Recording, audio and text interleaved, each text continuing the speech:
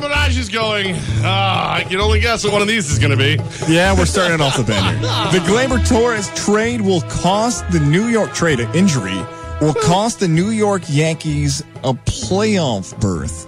Real or Mirage? Oh, I like that. Gleyber Torres injury, will it cost the Yankees the playoffs in 2017? Mirage. It will not.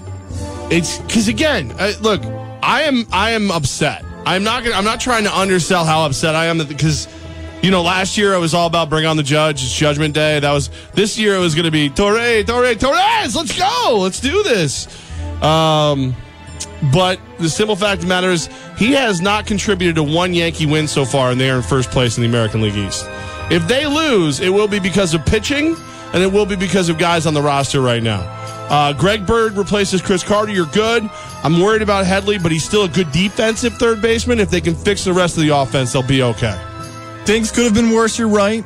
Torres could have came up and then got hurt when he's there, so you lose the year of eligibility. That could have been, I should say, control. I like that. I like that thought. Yeah. I was thinking more of just a contribution thing when you said it. Like, he comes up and he's hitting like 400. He looks great. He looks like Sanchez last year and then gets hurt. That hurts a lot more. Yeah, that could have been a big blow. I would have at least liked to see that risk happen if they decided to do that, because we've watched it time after time where there's a guy like Judge or Sanchez or Yasiel Puig watching these minor leaguers come up and be the spark through the August and September days that you need them. I'm going to go with real, just because I didn't pick the Yankees to make the playoffs in the start of the season. So now I have a reason. Yeah, I'm giving Yankee fans a reason to say, well, we would have made the playoffs if we would have had Gleyber Torres. Okay, you guys can use that as not even an excuse, the real of it. Right now, the Twins are a game back in the wild card hunt. The Yankees in Boston and Tampa Bay are all there in the mix, so everybody's really close to that wild card berth. This could be the difference for the Yankees. And another one of the differences is likely Masahiro Tanaka. Tanaka gets shelled over the weekend again. Real or Mirage, Masahiro Tanaka will pitch in a game for the Yankees in September. Ooh. In September, Real or Mirage? Wow. Mirage. And the only reason I say Mirage is we had Buster Olney on a little while ago, and he said, at some point, if I'm Tanaka's agent, I just accept the fact there's no way I can opt out and make more money. I shut him down for the year and let him get healthy. And also, we know that there are going to be players in some of the free agent pitching. Where does he go? If CC comes back healthy and Tanaka's still pitching terribly, I think the Yankees pressure Tanaka to go get healthy. Buster's theory is that if you go get healthy, teams are more likely to sign you. Out loud makes sense. But I've never thought of somebody going into free agency and thinks, hey, I'm coming off an injury. You should sign me. Like, that just doesn't happen. The value of somebody goes down when you're coming off an injury and you're getting shelled. Tanaka almost might be better to try to pitch through it for the value of the offseason. I don't think that's what he meant. What do you think he meant? I think he meant get healthy on the Yankees' dime. Go out and pitch. Even if you have to take next year off, you have one more year, you're still making Yankees money. Go out, dominate, and then get paid. That'd be the best way to say it. Okay. Right. Maybe I thought he meant. Maybe I misunderstood him, because if it was Masahiro Tanaka saying, hey, I'm going to load up and be the best free agent I can be, an agent might have given him that advice. Like, hey, I'm not having you blow out your arm here. Yankees dump you and I have no options for you. If you can get healthy, I can pitch to a team that we can make it work. As to the original thought, is it going to be pitching in September? I'm going to go with real for now. Because if it's not Tanaka... You can't do real-ish. That's my job. All right, real. Yeah. He's going to be still pitching in September, because I don't know who else it would be. Even if you make a move at the deadline, do you trust CeCe enough? What's Severino look like? Is Montgomery still a good enough pitcher in September? You might be able to make a move for a Garrett Cole or Sonny Gray, and Tanaka has to be there because something else has happened to a pitcher. I'm going to be honest with you. I think a Cashman-type deal is coming sooner than we think. Not a Quintana, Garrett Cole, whatever. I'm talking about a guy that other teams are like, hey, he's like a fifth guy, and Cashman sees something in him, and he's going to bring. I think somebody's coming in sooner than we think. This year's U.S. Open in golf was underwhelming. Real or Mirage? When was it? Ended yesterday. Oh, well, then I'm going to have to say real. Yeah, it was boring, man. Everything I like about the U.S. Open was not in the U.S. Open. Tiger Woods, Phil Mickelson, competitive golf course. It's so scary hard that even though I know that's what's going on, they're still hitting scores that I feel like I could hit.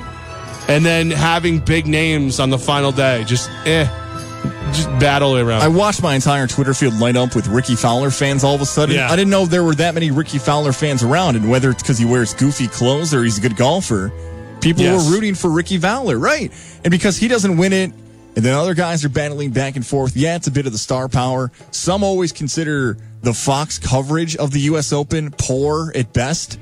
So people like taking shots at Fox because of that, but I'm with you. I'm going real. I watched a bunch of it. There was never that moment where I was like, oh, what a shot, or oh, he's coming back.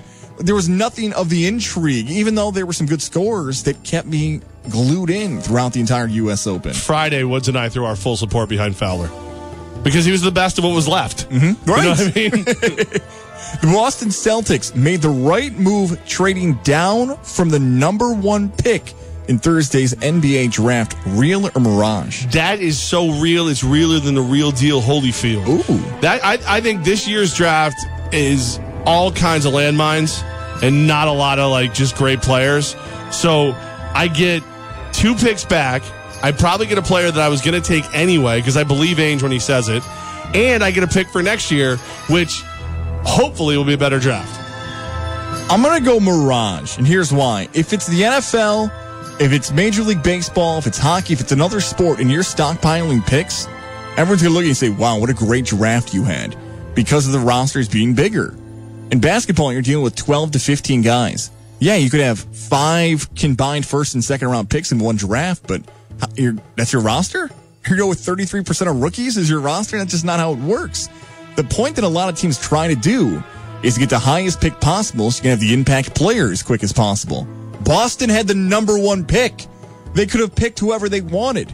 And we're thinking in 2018 or 19, they're going to add another piece. Danny Ainge has had some good trades happen before, but I wonder if he overthought this one. He got as best as he could get his selection of whoever he wanted, but now he's going to take the 3rd best player. I'm waiting to see on this one, so I'm going to go mirage for now. 2 more for you. Lonzo Ball. His father, LeVar Ball, has been talked about a lot. Real or mirage, Lonzo Ball will end up being a Los Angeles Laker. That's real. A lot of people freaked out when the Lakers started allegedly shopping the 2nd pick. Now it sounds like they were trying to get more picks, so that maybe that pick was never in question. I think that they are doing a preemptive, let's teach LeVar a lesson. Like, let him sweat. Let him realize who's in control no matter what happens. And if he learns to bite his tongue a little bit, everything will be fine. But no, Lonzo Ball to the Lakers just makes too much sense. Real, but man, do I want to see some chaos go down on Thursday night. Could you imagine the interviews during the draft with LeVar Ball?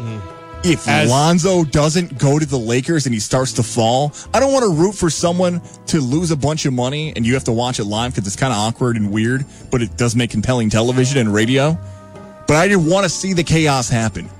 Remember, LeVar Ball told his son he wouldn't work out for anybody else. Right. Phoenix doesn't have a scouting report on him. Dallas doesn't. New York kind of not really either. Nobody else does. And if he falls down, it's going to be a wild night. But I think he's still going to be a Laker because he's wanted to be. It's made sense. Magic Johnson was happy when we got the 2 overall pick. It's all pointing to that. Come on, Brooklyn Nets. Maybe Brooklyn figures out a way, right? Last one here. Real or mirage? You would want Beyonce as your mom. Beyonce and Jay-Z welcomed twins over the weekend. Would you want Beyonce, Knowles, Carter, whatever she goes by now, as your mom? Never. No. Mirage for sure, okay? Yeah, no. Multiple reasons, no. There's been thoughts about her in the past that I would not ever want to equate with anyone in my family in any way, shape, or form. And Jay-Z, like his music, wouldn't want to be around him. Okay. I thought... Okay, I'm going to go with Mirage as well, even though they have... My name is not Oedipus. Even though they have a... You took this such a weird way. I was going to say that even though they have a ton of money or world famous, the constant talk of people saying, your mom's really hot, your mom's good. Like, that's... I don't want to hear that every single day. Yeah, my it's kid weird, suffers through that with the whole dad part. Yeah. No, she's not. She does. I would not want Beyonce as your mom. And then people are like, not that good of a singer as your mom or dad. Not that good of a dancer as your mom or dad. Yeah, what do you do? What do you my do mom's Beyonce. I hope I'm not. You have unlimited resources to be whatever you want to be, though. You know what I mean? Not happening. I don't want it to happen. I don't either. Ugh. Yeah, no, too weird. Plus, everything they say is important. How can you, like, live that life? I can't. Not me. Not me. Never me. Is it over? It's over. It's 100% over. It's real. It's over. Hey, did I put you in a better mood after the news today? No, we probably should talk a little bit more about that news and what it means for the Yankees moving forward next.